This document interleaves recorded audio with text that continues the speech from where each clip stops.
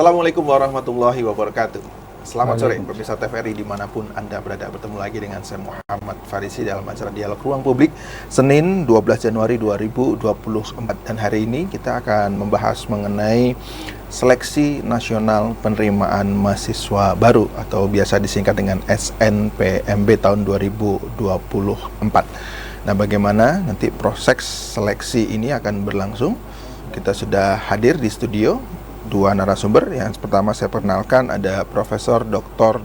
Andes Kamit MSI. Beliau adalah Wakil Rektor Bidang Akademik Universitas Jambi. Assalamualaikum, Prof. Waalaikumsalam warahmatullahi wabarakatuh. Selamat sore, pemirsa. Terima kasih, Pak Prof sudah hadir. Dan narasumber yang kedua adalah Bapak PLT Kepala Biro Akademik dan Kemahasiswaan Universitas Jambi, Bapak Dr. Yatno SPT MSI. Assalamualaikum, Pak Yatno. Waalaikumsalam warahmatullahi wabarakatuh. Selamat sore para pemirsa. Ya, terima kasih. Saya langsung saja nih ke Prof Kamit. Prof Kamit, ini kan bukan hal yang baru, artinya seleksi penerimaan mahasiswa baru ini setiap tahun selalu ada. Kita tentu mengulas dan mengingat kembali, kemudian juga menjelaskan kepada masyarakat tentang bagaimana sebenarnya proses ini berjalan. Nah, kalau di tahun 2024 ini, bagaimana Prof prosesnya? Apakah masih sama dengan tahun-tahun yang sebelumnya, atau ada beberapa perbedaan? Gimana, Prof? Oke, terima kasih Mas Faris. Selamat sore para pemirsa. Jadi pada dasarnya seleksi penerimaan mahasiswa baru ini kita mengikuti Permenristek Dikti. Secara garis besar tata cara penerimaan mahasiswa baru ini dikelompokkan menjadi 3 jalur. Ya. Jalur pertama adalah seleksi nasional berbasis prestasi. Itu kemudian data-data dikirim dari sekolah sesuai dengan kriteria akreditasinya. Dan masing-masing kriteria memiliki kuota masing-masing. Kemudian yang kedua adalah penerimaan mahasiswa baru melalui jalur tes atau SNPMB T berbasis tes yang dilaksanakan melalui ujian tulis berbasis komputer. Dan kemudian yang ketiga adalah seleksi mandiri. Semuanya itu dalam rangkaian mencari bibit-bibit unggul, katakanlah begitu, atau memberikan peluang kepada masyarakat untuk bisa mengikuti pendidikan di perguruan tinggi negeri. Tentu Unja sebagai perguruan tinggi negeri di wilayah Jambi tentu harus ikut berperan serta, khususnya untuk menampung putra-putra terbaik Jambi sehingga bisa mengenyam pendidikan di perguruan tinggi yang ada di wilayahnya. Tentu karena ini setiap tahun diselenggarakan, tetapi tidak menutup kemungkinan bahwa karena ini periodenya lama ya, setahun sekali, perlu ada penyegaran-penyegaran sehingga ingatan pada calon mahasiswa itu bisa muncul kembali. Tahun ini ada sedikit perubahan dari tata cara penerimaan dan bagaimana mahasiswa atau calon mahasiswa itu bisa memilih program studinya. Nanti itu barangkali akan dijelaskan oleh Bapak Kepala Biro. Ya. Makasih, Mas. Oke, baik. Pak Prof, sebelum ke Pak Biro, jadi masih sama prosesnya, ada 3 jalur yang dibuka, seleksi nasional berbasis prestasi atau SNBP, seleksi nasional berbasis tes atau SNBT, dan jalur mandiri. Nah, ketiga jalur ini bagaimana prosesnya, Pak? Apakah SNBP dulu ya tentunya. Ya. Nah, SNBP ini kan tadi Bapak sampaikan ini berbasis prestasi, kemudian yang lebih berperan adalah dari pihak sekolah. Nah, bagaimana Pak proses pendaftaran SNBP ini sebenarnya bagaimana? Jadi dimulai dari sekolah ya. Sekolah kan harus juga memiliki akun untuk pendaftaran mahasiswanya. Murid-muridnya. Kemudian murid-murid sendiri yang eligible itu juga harus memiliki akun untuk bisa mendaftar di panitia pusat.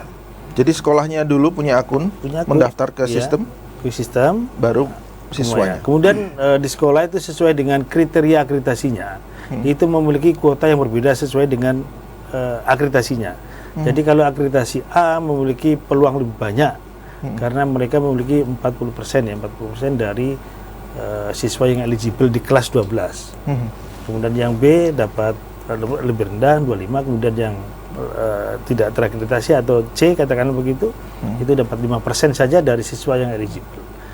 Tentu karena ini berbasis prestasi, maka sekolah harus betul-betul memiliki kriteria yang jelas, bukan cuma akademik saja yang ditonjolkan, tetapi juga ada prestasi-prestasi lain yang kemudian bisa diakomodir sebagai prestasi siswanya. Misalkan ada atlet nasional, ada atlet berprestasi SEA Games, Asian Games, atau bahkan mungkin Olimpiade. Itu justru hal demikian itu yang perlu dikedepankan, karena itu yang prestasi sebenarnya. Kalau akademik ya, kalau prestasi akademik kita mengikuti seleksi bagaimana itu diatur melalui peraturan menteri, itu ada aturannya. Rata-rata nilai dari semester 1 sampai semester 5 ditambah dengan nanti akan ada presentasi dari mata pelajaran pendukung dari prodi yang dipilih. Nah, itu nanti kita akan itu. Termasuk nanti di dalam kriteria penilaian juga ada kriteria sekolah, termasuk akreditasinya, prestasi nasionalnya dan sebagainya, sehingga semuanya itu bisa menjadikan penilaian yang komprehensif. Baik, Prof. Sebenarnya yang menilai ini pihak panitia pusat SNPMB atau yang menentukan itu dari pihak kampus? Karena gini, Prof, maksud saya, kalau UTBK kan jelas, Prof, ya, artinya nampak nih nilainya, skornya berapa. Nah, kalau SNBP ini gimana menilainya? Akuntabilitasnya, transparansinya, kok si A lolos, kok saya enggak? Itu bagaimana, Prof? Jadi begini, Mas. Jadi nilai-nilai yang dikirim dari sekolah ke panitia pusat itu adalah nilai-nilai dari siswa yang eligible, sesuai dengan kriteria akreditasi sekolahnya tadi. Ya. Dari panitia pusat itu akan didistribusikan ke perguruan tinggi, di mana siswa itu memilih. Nah, jadi misalkan si A memilih UNJA, maka data itu akan mengalir ke UNJA. Data saja. Apapun yang dikirim oleh sekolah itu akan mengalir ke UNJA. Kemudian UNJA akan membuat formula dengan mengikuti peraturan menteri tadi, dan formula yang kemudian bisa mengakomodir semua kepentingan dan semua prestasi yang dilampirkan oleh sekolah tadi. Jadi contohnya begini, si A memilih prodi akuntansi, nilainya katakanlah 90 rata-rata. Si B juga memilih akuntansi, nilainya juga 90. Tapi apakah kemudian si A dengan si B itu bisa sama-sama terima? Bisa. Tetapi juga bisa mungkin salah satu tidak terima. Pembedanya adalah prestasi yang lain. Mungkin ada dia atlet nasional atau juara Olimpiade apa segala macam. Ini bisa menjadi nilai tersendiri. Gitu. Itu juga tergantung dari wilayahnya. Sama-sama juara Olimpiade misalkan. Tapi ya satu kota, yang satu nasional, yang satu lagi internasional misalkan. Tentu yang internasional ini mempunyai nilai yang lebih tinggi daripada yang levelnya lebih rendah. Itu juga menjadi bahan penilaian. Baik. Saya ke Pak Yatno nih, lebih teknis lagi. Kita kan ada 3 jalur tadi, Pak, ya, SNBP, SNBT dan jalur mandiri. Nah, kita ke yang sekarang sedang berlangsung adalah seleksi jalur prestasi, Pak, ya, SNBP. Nah, apa yang sudah dilakukan oleh Universitas Jambi, Pak, pada khususnya? Bagaimana, apakah sudah melakukan sosialisasi mungkin sampai ke sekolah-sekolah, bagaimana menjangkau seluruh lapisan masyarakat ini supaya lebih tahu tentang bagaimana teknisnya pendaftaran SNBP ini? Oke, baik. Terima kasih, Mas Faris. Jadi UNJA dalam rangka untuk penerimaan mahasiswa baru tentu sudah mempersiapkan segala sesuatunya. Jadi kita sudah melakukan yang namanya Sospro, sosialisasi dan promosi. Jadi sudah kita lakukan beberapa minggu yang lalu, ya. Jadi ke seluruh kabupaten dan kota yang ada di Jambi, dan terakhir kemarin di Kerinci, karena kita mengharapkan bahwa seluruh stakeholder, ya, baik mulai dari sekolah maupun calon mahasiswa kita dan anak-anak yang SMA atau sederajat itu mengetahui informasi itu. Itu yang pertama. Kemudian yang kedua, kita juga membuat surat pemberitahuan, kemudian mengupload berbagai kanal-kanal, ya, supaya supaya secara masif diketahui masyarakat secara luas, ya, sehingga masyarakat khususnya calon mahasiswa memperoleh informasi yang jelas untuk masuk ke perguruan tinggi dengan berbagai jalur yang ditawarkan. Nah Oke, itu. baik. Jadi, Pak Yatno, seperti itu. terkait dengan SNBP ini gratis atau berbayar, Pak? Jadi SNBP itu adalah dibiayai negara. Oke. Ya, jadi kalau yang SNBT itu memang ada pendaftaran 200.000, tapi kalau SNBP itu SNBP ya yang prestasi itu gratis. gratis. Oke, Nah, baik. gitu. Nah, untuk pendaftaran sendiri kan sedang dibuka ya? Hari ini jam 15.00. Iya. Ya. Nah, jadi untuk SNBP itu tadi barusan juga sosialisasi di tingkat nasional. Nah, jadi untuk dari pihak sekolah hari ini jam 3 tadi sudah Ya. tutup ya. Kemudian nanti sampai tanggal 15 itu calon mahasiswa atau peserta itu mempunyai akun ya, nanti sampai permanen. Kemudian nanti pendaftaran Membuat akun ya? ya, membuat akun. Kemudian nanti tanggal 14 sampai tanggal 28 sesuai dengan timeline yang ada itu pendaftaran di jalur prestasi ini. Jadi oleh karena itu memang sangat penting bagi calon mahasiswa untuk secara cermat ya mengetahui ini gitu, sehingga tidak gerusa-gerusuh dalam memilih prodi. Ya. Kemudian ada trik-triknya seperti apa. Nah, seperti Oke, Pak Yatno, artinya mahasiswa ini juga tergantung sekolahnya. Jadi pada saat Ya. sekolahnya abai, tidak membuat akun, wah, tidak bisa daftar dong. Iya, Betul betul, ya? betul itu. Nah. Jadi itu karena ini sesuatu proses yang saling ketergantungan. Jadi kalau ini dimulai dengan sekolah mengisi PDSS, kemudian dilanjutkan dan seterusnya. Jadi kalau ini ada yang terhambat, maka tentu di ujungnya juga ada yang dirugikan seperti itu. Oke. Nah, ini kan mahasiswa calon mahasiswa, ini siswa-siswa kan sudah sekarang sedang prosesnya adalah membuat akun sampai nanti tanggal 15 dan itu sampai permanen kira-kira Ya. gitu. Kemudian mendaftar. Nah, mendaftarnya boleh ke kampus mana aja? Apakah seluruh Indonesia? Berapa prodi yang boleh didaftar? Mendaftar ke berapa prodi, Pak Yato? Ya boleh.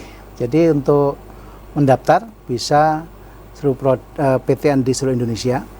Cuman ada beberapa syarat.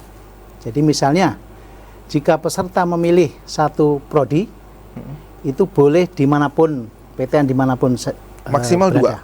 Ya maksimal 2.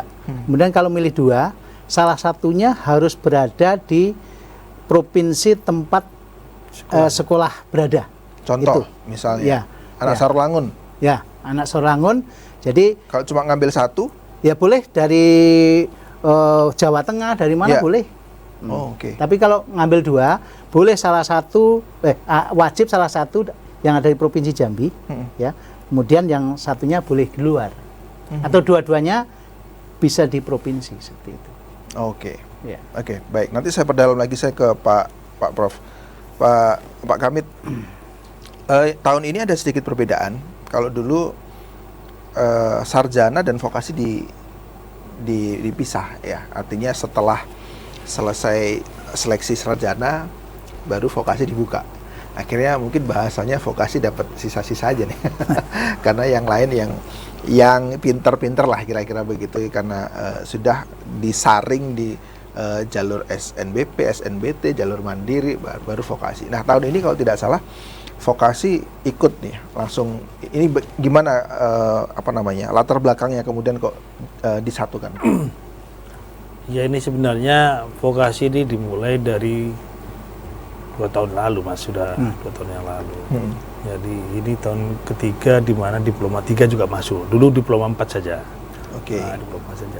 Nah, ini kan sebenarnya untuk memberikan pembelajaran kepada masyarakat juga bahwa ternyata masuk perguruan tinggi sebagian besar masyarakat itu ingin langsung kerja gitu. Padahal kalau yang ingin langsung kerja itu mesti sasarannya adalah pendidikan vokasi.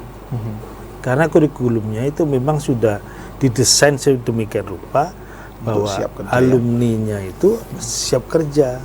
Maka di sana banyak praktek-praktek, banyak magang segala macam yang diperuntukkan sesuai dengan bidang keilmuannya. Gitu. Nah, sementara yang di akademik ini kan belajar teori gitu, dan sedikit sekali yang bersentuhan dengan praktek. Nah, Kemudian Dirjen Vokasi dan Dirjen Dikti ini mengambil mungkin kerjasama ya, jadi seleksinya ini disetarakan daripada melakukan sendiri-sendiri. Ternyata memang ketika tahun kemarin diselenggarakan secara bersama-sama, animo masyarakat sebenarnya cukup tinggi juga ke vokasi. Barangkali dulunya itu masyarakat itu belum begitu paham, sehingga ya seakan-akan vokasi itu pendidikan level bawah dari akademik. Padahal kan mereka yang dipersiapkan untuk kerja itu yang di vokasi itu. Nah, sehingga tahun ini mudah-mudahan tahun ini akan sudah cukup baik animo masyarakat, karena tahun kemarin juga sudah cukup bagus ya, sudah cukup bagus. Oke. Unja sendiri untuk tahun ini berapa Pak kuota yang untuk seluruh program studi Pak? Untuk seluruh program studi itu kita kan ada 97 program studi. Tapi yang kita ikutkan di seleksi nasional ini kan cuma S1 sama vokasi. Ya. S1 sama vokasi ada 67 program studi, sekitar 6.500-an. Kita akan serap dari 3 jalur itu. Nah, selebihnya kan pasca sarjana. Pasca sarjana ada sekitar 20. Jadi ada sekitar 6.500 akan kita serap melalui jalur prestasi, jalur UTBK dan jalur mandiri. Jadi cukup banyak. 6.500 itu cukup banyak, Mas. Iya. Saya pikir di kampus-kampus yang lain rata-rata juga hampir sama Pak, segitu. Baik, saya ke Pak Yatno lagi. Pak Yatno, saya lihat ada pembagian Pak Yatno ya. Ada pembagian antara SNBT ini yang diterima cuma 20% dari total, misalnya tadi 6.000 misalnya kita bulatkan 6.000. Kemudian SNBT 30% juga, dan sisanya di jalur mandiri. Betul Pak, seperti itu. Gimana Pak? Menentukan 20, 30, 40-nya? Itu ketentuan dari kementerian sebenarnya. Jadi kalau SNBP itu sebenarnya 20% minimal ya, minimal 20%. Kemudian untuk SMBT itu minimal 40%. Kemudian SMM yang mandiri itu maksimal 30%. Tetapi Unja untuk dua jalur yang pertama itu mengambil lebih Pak ya. Kalau tidak salah 25 ya, dan 45%. Jadi itu sebenarnya untuk memberi kesempatan kepada peserta atau calon mahasiswa dan juga disesuaikan dengan kondisi kita. Nah, seperti itu untuk kuotanya, seperti itu. Oke. Nah, misalnya nanti ada adik-adik nih calon mahasiswa nih Pak yang mau mendaftar SNBP, Seleksi Nasional Berbasis Prestasi. Tadi kan maksimal 2 Pak ya jurusan. Nah, jurusan yang ditawarkan ini bagaimana cara adik-adik ini memilihnya gitu loh. Apa yang menjadi indikator saya pilih ini aja? Apakah memang minatnya? Apakah karena mungkin gengsinya atau apa? Ini mungkin teman-teman adik-adik juga harus tahu nih Pak, bagaimana cara, atau kita juga harus mulai cermat dan cerdas melihat persaingan, misalnya probabilitas atau ketetatan lah kira-kira gitu. Wah, ini kuotanya cuma sedikit tapi daftar banyak, kayaknya enggak masuk di sini. Nah, bagaimana trik-triknya supaya memilih SNBT ini dan lebih banyak keterimanya lah kira-kira. Yeah. Tapi nanti menjawabnya. Kita harus dulu. Pemirsa jangan kemana-mana, tetap di Dialog Ruang Publik.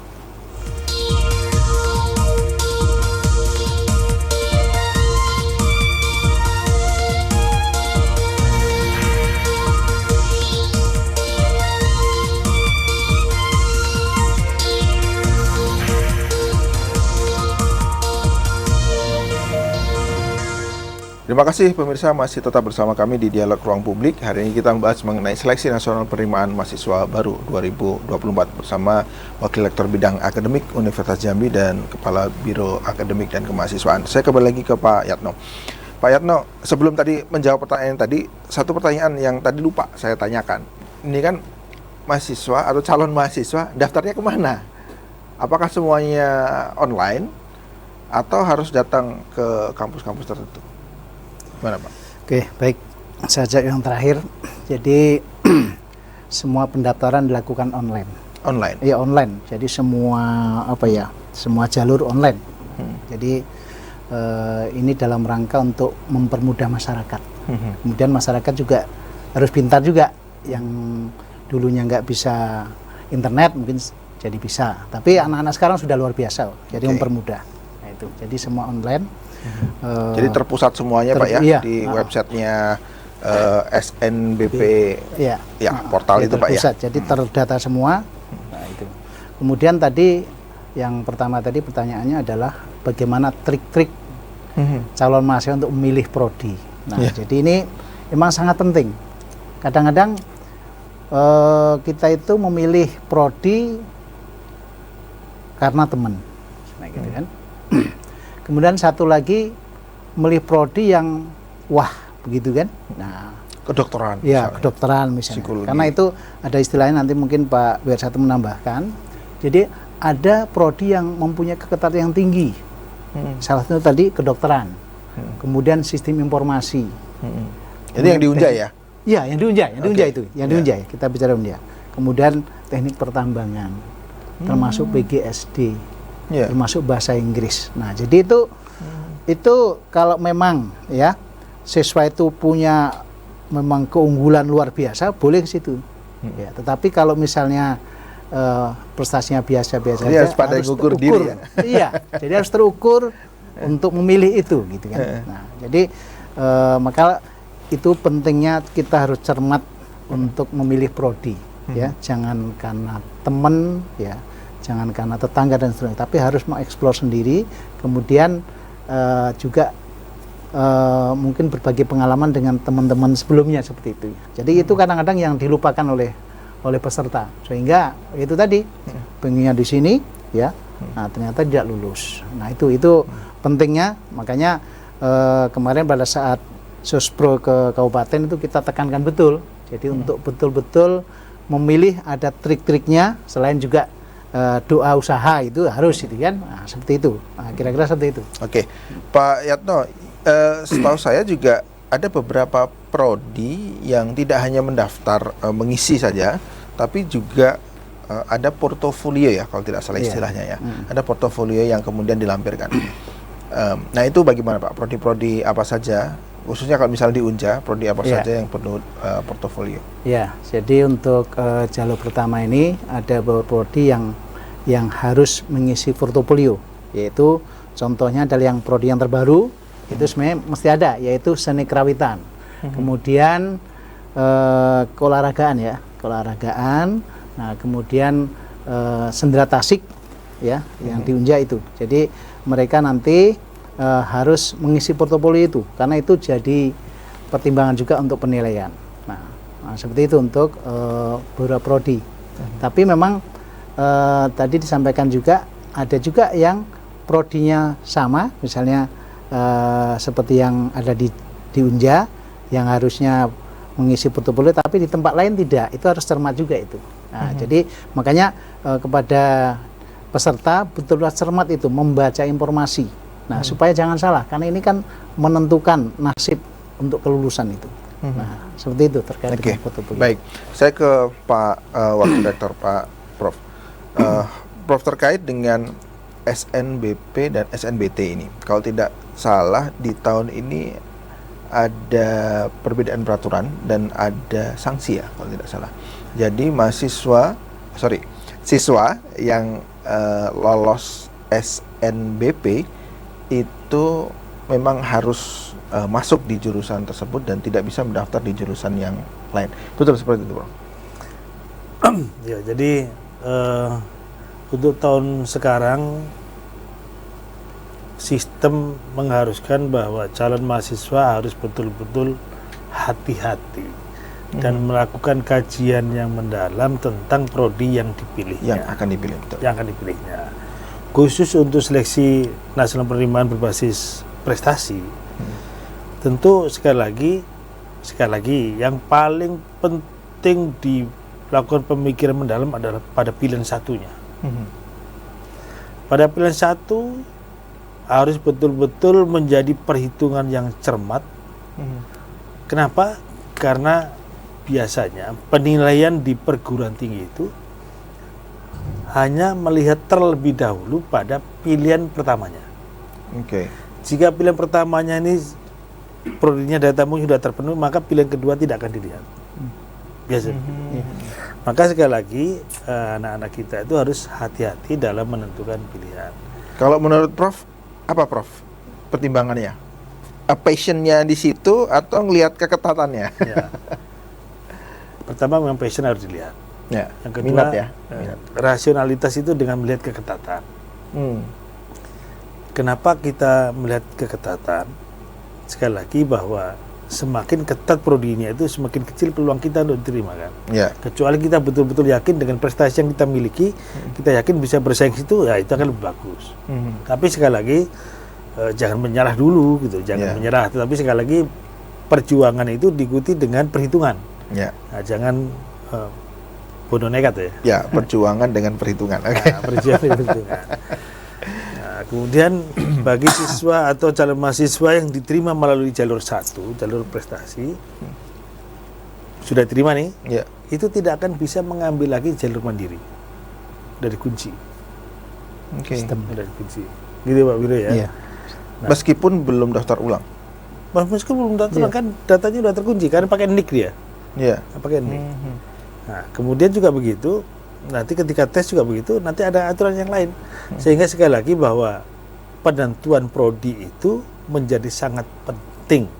Ya. Jangan sampai sekedar milih gitu loh. Ya. Sudah terima nanti enggak sesuai dengan minatnya. Nah, nanti rugi di mana-mana. Nah, ruginya itu di Oke. mana-mana. Jadi calon mahasiswa, siswa-siswa, orang tua juga, guru-guru di sekolah harus menyampaikan bahwa harus super hati-hati dan teliti, jangan sampai salah pilih jurusan gitu ya.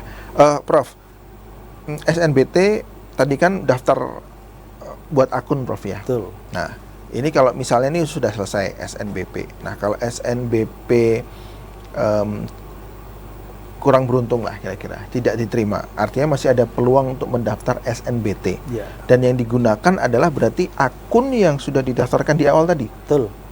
Misalnya dia tidak mendaftar di awal, sampai proses yang lain pun tidak bisa daftar. Memang seperti itu Pak? Iya, makanya ketika siswa sudah punya akun di SNBP, akun itu akan berguna terus selama setahun ini. Oh, oke, selamat. Selama setahun ini.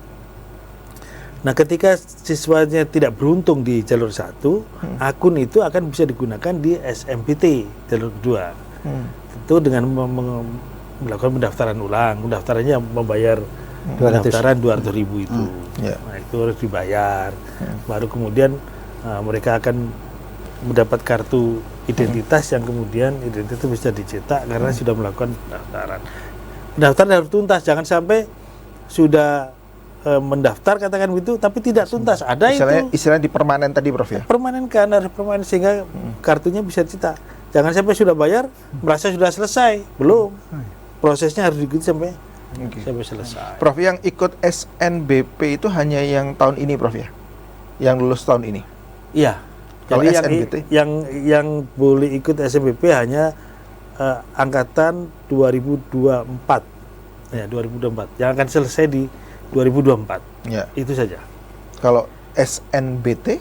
SNBT bisa 3 tahun ke belakang. Iya. Bisa 3 tahun ke belakang. 3 tahun ke belakang. Tetapi bagi calon mahasiswa yang tahun dulu sudah diterima, Nah, dia tidak bisa ikut sekarang. oh, Gitu. artinya dia lolos SNBT 2023, tidak boleh ikut lagi. Tidak boleh ikut lagi. Ya. Itu terrecord datanya berarti ya? Kan ditolak sistem. Iya, ada by sistem semua ada. Oke, nah untuk SNBT sendiri, kalau tadi SNBP itu panitianya pusat.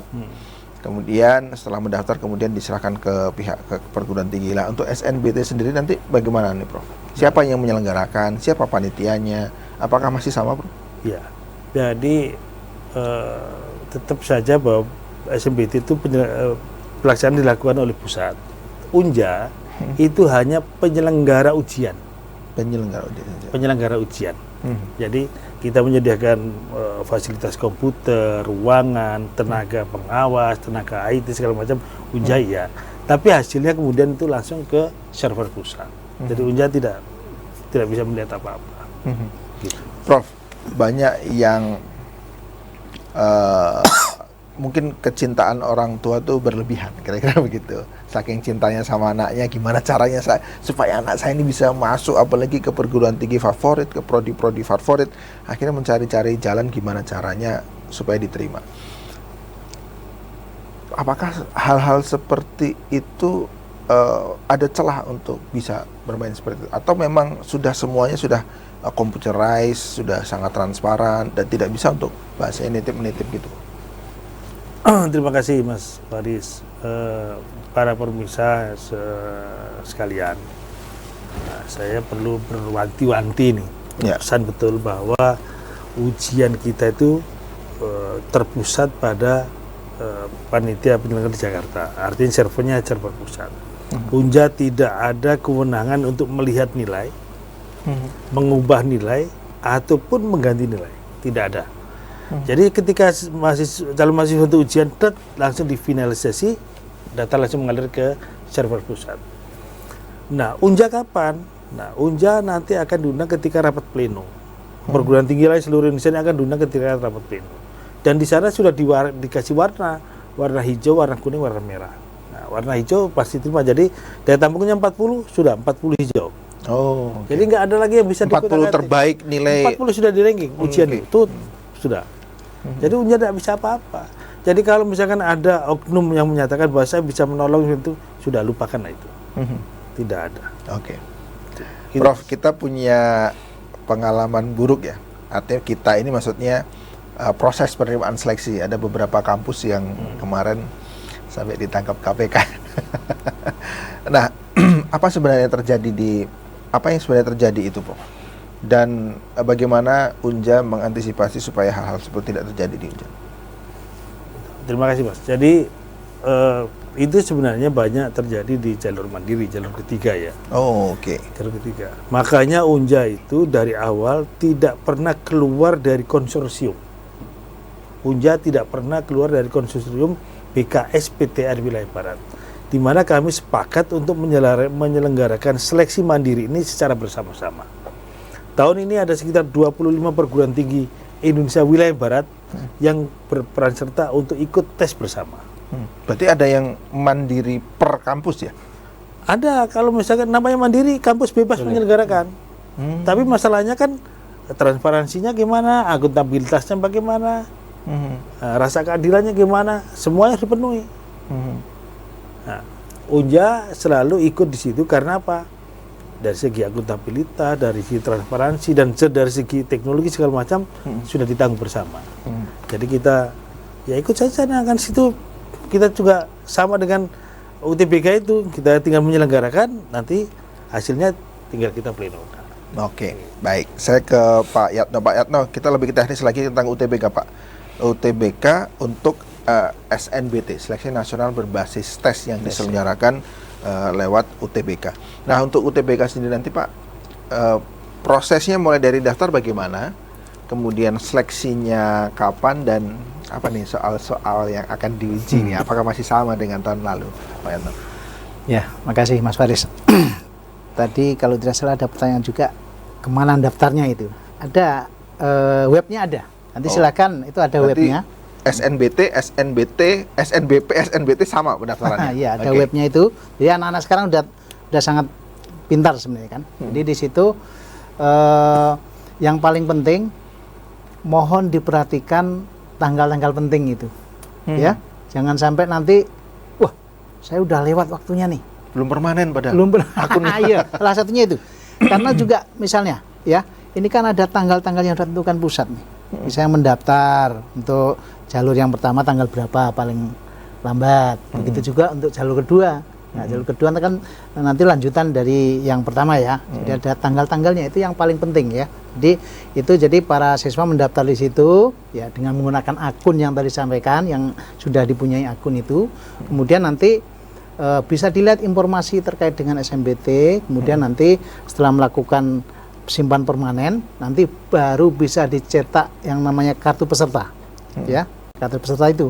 Jadi kalau misalnya dia bekerja sampai ujung, ada beberapa itu perlu diperhatikan para calon mahasiswa itu. Dia merasa sudah mendaftar, sudah bayar, tahu-tahu kok belum dapat kartu peserta karena tidak disimpan permanen. Nggak diklik permanennya. Diklik. Nah, itu oleh karena itu Iya, betul-betul diperhatikan. Maka tadi sampaikan harus cermat ya dalam mendaftar ini gitu kan. Nah, setelah itu baru dapat kartu peserta. Ya, sudah. Jadi ini diperhatikan tanggal-tanggal tadi. Jangan sampai kelewat begitu kan. Nah, jadi karena ini kartu tanda peserta harus wajib dibawa pada saat ujian. Nah, setelah itu baru dilakukan ujian. Nah, ujian kalau di Unja alhamdulillah sudah internal Unja, semua dilaksanakan di Unja. Kalau beberapa tahun sebelumnya itu kita bermitra dengan SMK, SMA itu, tapi sudah beberapa tahun ini kita sudah bisa menyalakan sendiri karena sarana sudah cukup seperti itu. Kemudian nanti setelah proses ujian selesai itu kan tadi sampaikan Pak WR1 hasil langsung ke server pusat, jadi nggak bisa lihat lagi kita panitia maupun yang bersangkutan nggak bisa lihat lagi. Setelah itu baru pengumuman seperti itu. Nah, ini tadi menariknya tadi terkait dengan penerimaan tadi ya, yang mandiri tadi barangkali kan. Jadi kami kebetulan juga pernah diperiksa oleh Irjen. Nah, jadi ini kok sampai diperiksa nih. Gimana ceritanya? Tapi nanti kita sudah dulu. Okay. Pemirsa jangan kemana-mana, tetap di Dialog Ruang Publik.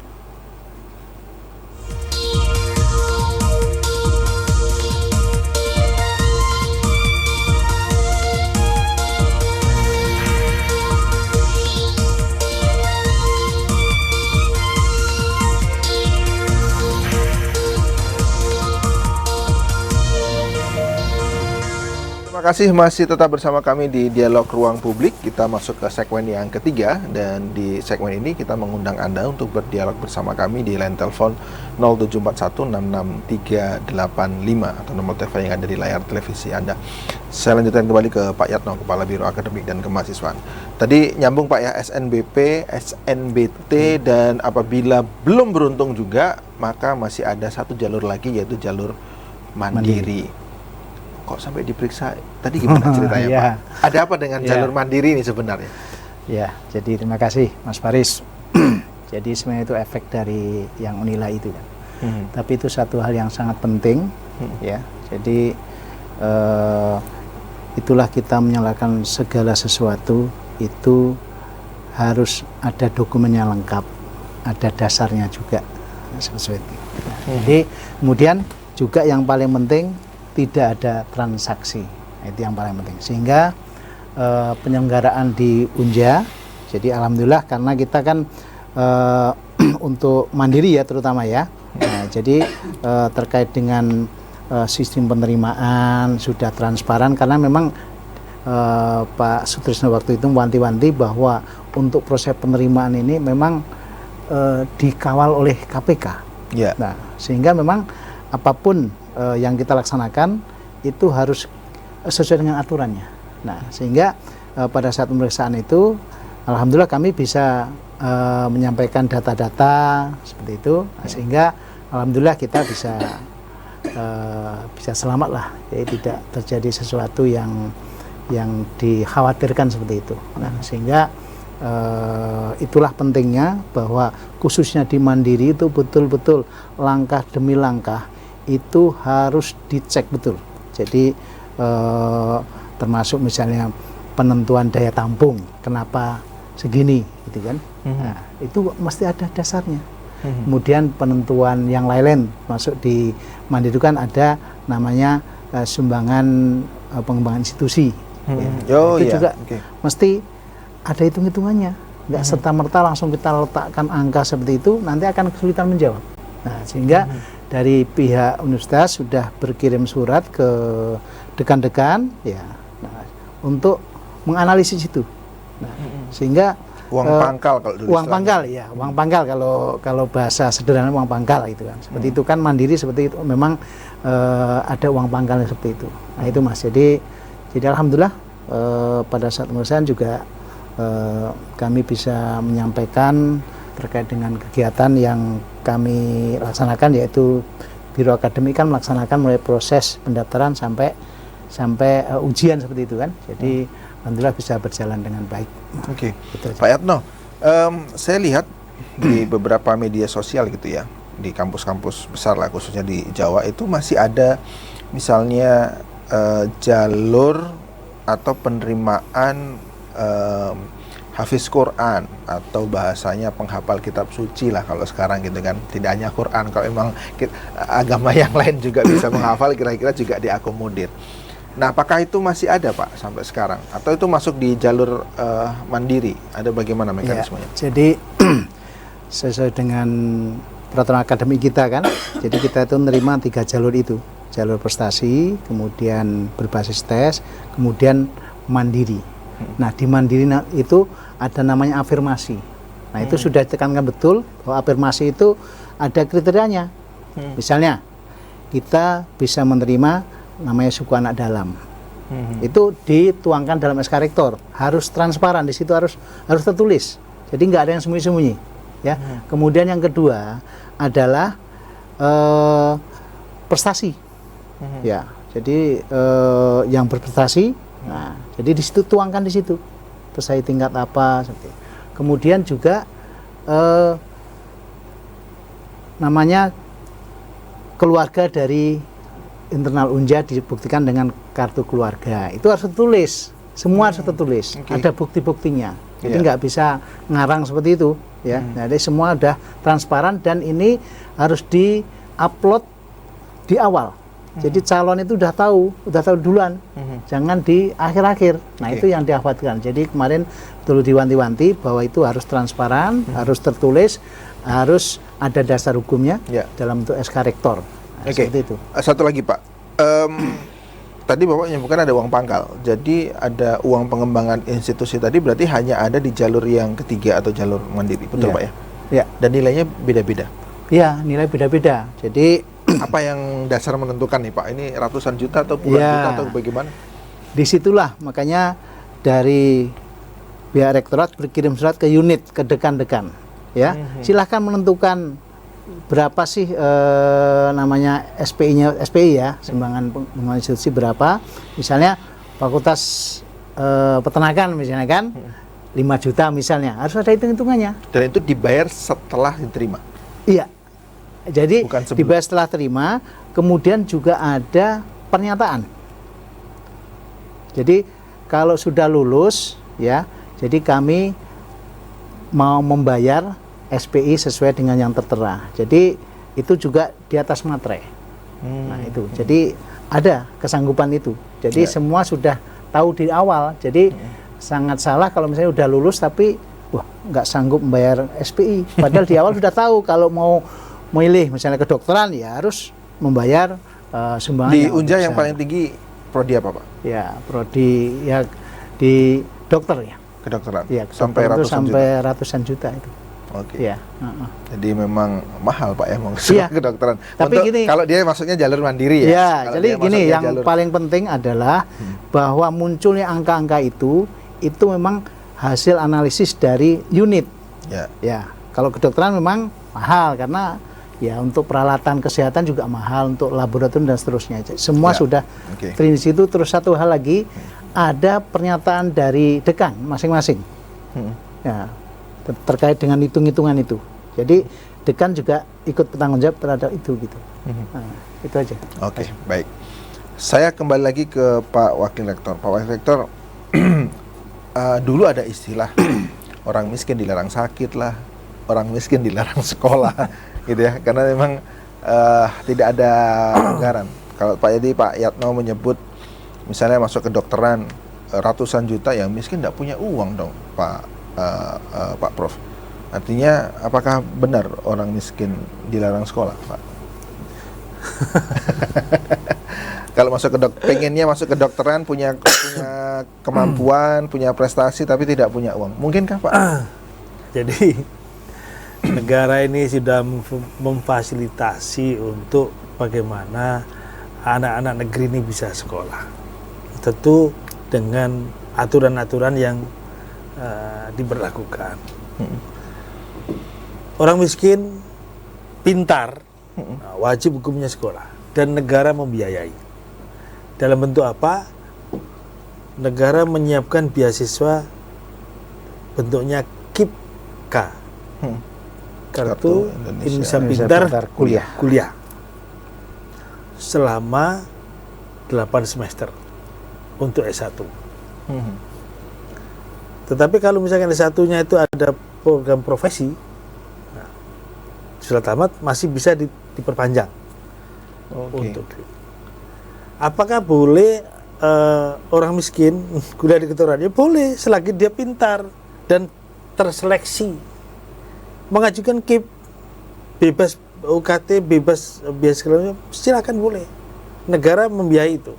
Jadi tidak ada halangan bagi orang-orang miskin, katakanlah begitu, atau orang yang tidak beruntung untuk tidak kuliah, asalkan dia pintar dan terseleksi. Ya. Jadi harus pintar ya. Ya, mungkin itu caranya. Dan lulus itu artinya pintar ya. Lulus itu artinya pintar. Iya. Nah, gimana Pak, Prof, caranya supaya dapat beasiswa itu? Beasiswanya apakah hanya satu, KIPKA saja? Bagaimana prosesnya? Apakah ini dari RT-nya juga sudah punya kartu apalah macam-macam gitu ya? Ataukah gimana cara dapat KIPKA tadi Pak Prof sampaikan tadi? Jadi begini Mas, di kampung-kampung ya, di dusun-dusun atau di wilayah-wilayah yang lain, sebenarnya namanya orang miskin itu sudah tahu ada namanya prasejahtera ya, kartu prasejahtera segala macam sudah punya kalau memang betul-betul. Tetapi kadang-kadang sebagian yang seperti itu, yang kartu KIP segala macam, mereka tidak tahu bagaimana cara ngurusnya. Tidak masalah, asal ada identitas yang menyatakan bahwa yang bersangkutan memang orang tidak mampu. Artinya Pak, pada saat daftar SNBP, SNBT, jalur mandiri, itu ada formnya. Saya tidak mampu gitu, diklik di situ atau gimana? Ada tempat di mana dia harus mengupload bukti. Jadi kalau tidak mampu, tidak punya KIP nih, tidak punya kartu KIP, tentu harus ada surat keterangan dari pihak yang berwenang yang menerangkan bahwa dia tidak mampu. Nanti ketika masuk di Unja atau masuk perguruan kan dilakukan survei, divalidasi. Betul nggak bahwa mahasiswa atau mahasiswa miskin adanya?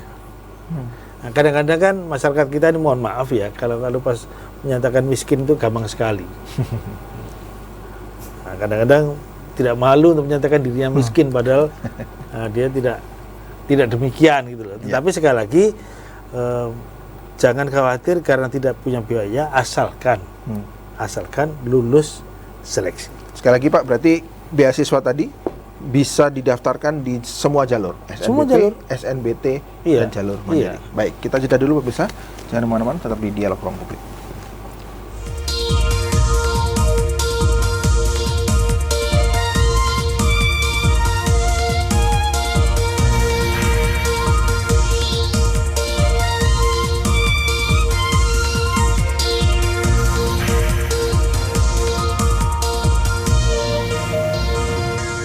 Kita berada di penghujung dialog sore ini, pemirsa. Saya ke Pak Yatno. Pak Yatno, apa yang ingin Pak Yatno sampaikan kepada masyarakat, khususnya kepada orang tua, sekolah, calon mahasiswa yang semangat nih mau daftar di perguruan tinggi, khususnya juga di Unja dong tentunya. Gimana? Oke, baik.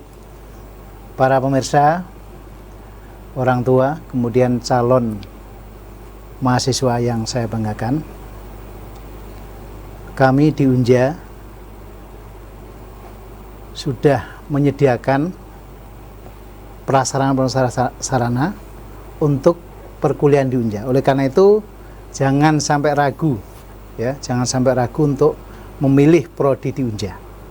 Kemudian yang kedua, mohon cermat, ya. Jadi cermat, kemudian selalu update informasi. Ya, jadi jangan sampai nanti ketinggalan informasi sehingga akan merugikan diri sendiri maupun orang tua. Nah, yang ketiga, berpikir optimis untuk masuk ke perguruan tinggi. Demikian saja. Makasih. Baik, terima kasih Pak. Dan terakhir Pak Wakil Rektor, Prof. Kamit. Terima kasih para pemirsa dan orang tua yang berbahagia, serta calon-calon mahasiswa dari masyarakat Jambi. Tentu seleksi nasional penerimaan mahasiswa baru menjadi ajang yang sangat penting untuk menentukan arah masa depan kita. Untuk itu dalam memilih program studi, sekali lagi perlu pemikiran yang mendalam. Jangan tergesa-gesa. Tanya kawan, tanya teman, tanya senior ya, bagaimana sih perkuliahan. Sehingga prodi yang kita pilih betul-betul prodi yang sesuai dengan pilihan hati nurani kita. Jadi sesuai dengan apa yang kita mau dan sesuai dengan kemampuan kita. Sehingga ketika kita diterima dan kita kuliah, kita merasa senang karena telah memilih program studi yang tepat. Nah, sekali lagi yakin bahwa kita memiliki potensi dan jangan ragu untuk menetapkan pilihan. Jangan tergoda dengan iming-imingan orang yang bisa membantu, bisa menolong, bisa meluluskan, yang pada dasarnya itu adalah tidak benar. Yang benar adalah Anda lulus karena prestasi Anda sendiri. Oke. Terima kasih.